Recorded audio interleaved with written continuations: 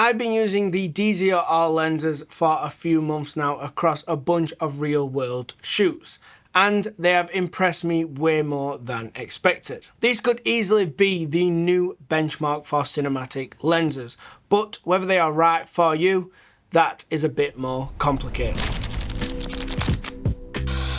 So for those who do not know, these are the latest flagship cinema lenses from DZO Film. They are called the Rs and they cover full frame sensors.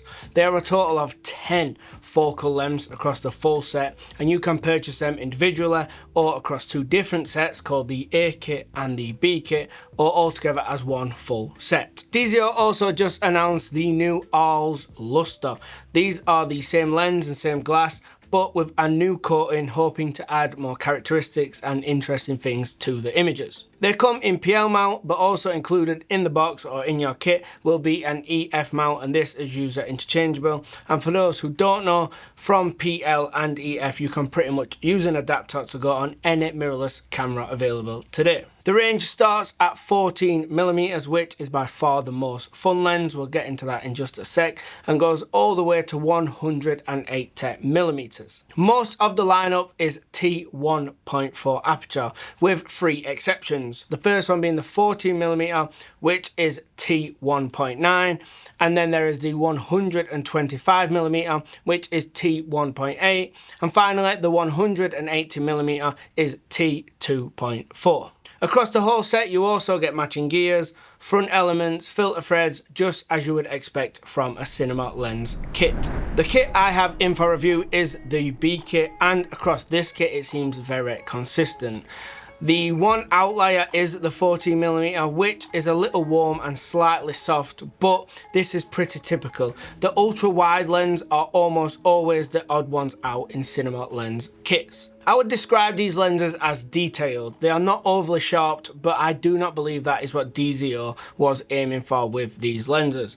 They want to walk that fine line between giving you enough information and detail without making the image overly harsh or digitally sharp. There is a bit of vignetting that is found when you are wide open at T1.4, but when you stop down to T2.0, it is pretty much all gone. The bokeh is absolutely stunning. It is easily one of the strongest features of these lenses. I love how smooth and clean the orbs are. They're almost perfect in the center, and as it rolls off towards the edges, they start to cat's eye and you get this kind of cinematic texture. Just looks very theatrical to me.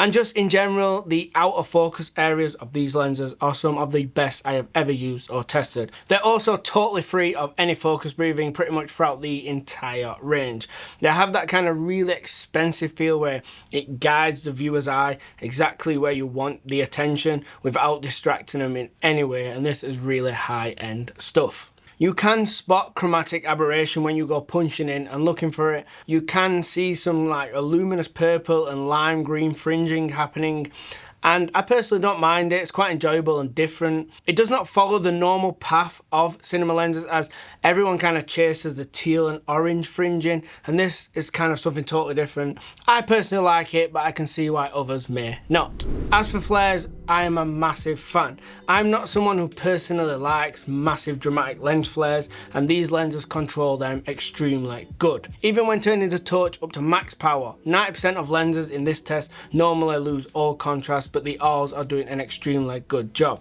They also limit the amount of elements you see. They're all really small and there's very few of them, and for my taste this is perfect. So I've been using the Rs for months now across a range of different projects. I've shot multiple mini docs, I've shot loads of corporate and commercial work, and even some of my own YouTube and passion projects. And overall they have exceeded expectations. They do lean into kind of the softer, lower contrast cinematic vibe, and that is my personal preference. But if you are someone who likes crisp sharpness and punchy contrast, these might not be the best ideal all-rounders. In my type of shooting and workflow, I pretty much approach every single project to try and capture like an organic and cinematic image. So unless the project or shot needed AF, the Rs was on the table. They have pretty much lived on my Sony Burano. I've shot on FX3 and FX6, on Lumix S1 II and S1R2, and even on the Blackmagic Ursa Cine 12K. And it is worth noting, across all those different brands and styles and types of cameras, I didn't have one single compatibility issue. I mounted them using some sort of PL to mirrorless mount adapter or via a native PL mount on the other cameras. The materials used are like A++. The focus throw feels incredibly well dampened and smooth. The aperture ring is super smooth, even down to the hard case they come in when you get the kit. It is extremely well made. Honestly, they have set a new standard here for what we call budget cinema lens manufacturers. Yes, the price is a little bit more from what we've seen from the previous DxO lenses, but it's super cool to see what they can unlock and achieve when given a little bit more budget. I truly believe that if you give an R lens to someone who had zero background in filmmaking, along with a Cooke lens or an Arri Signature Prime, and ask them which was the most expensive lens, they would have no idea what to choose. And that is how good the build quality is on these lenses. But it all comes at one big trade-off, and that trade-off matters, especially at the price point and the market that DxO are aiming these lenses at.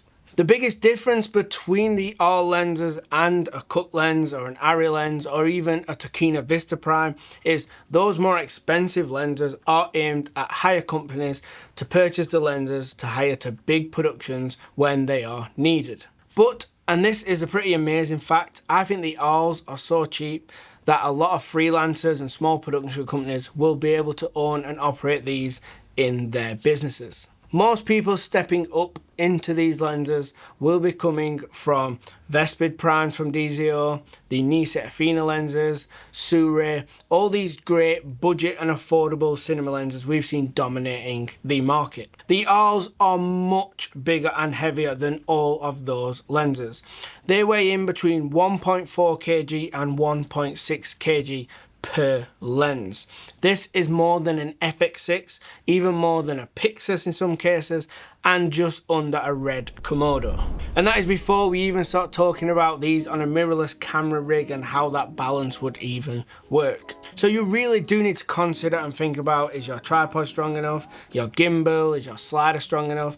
Do your ND filters fit on this? Is the matte box ring too small for your mini matte box? There are so many hidden costs which come with stepping up to lenses of this size and weight. It does not matter how good lenses are, you should not purchase any equipment that hinders your ability to tell a better story. But if your support and rig equipment is ready and you want to step up into these R lenses, then I believe they are pretty much unmatched at this price point. From the build quality to the image, there is so much to love here. I really hate saying big stuff, but when it comes to the R lenses, there really is something cinematic about the texture and the roll off to the images.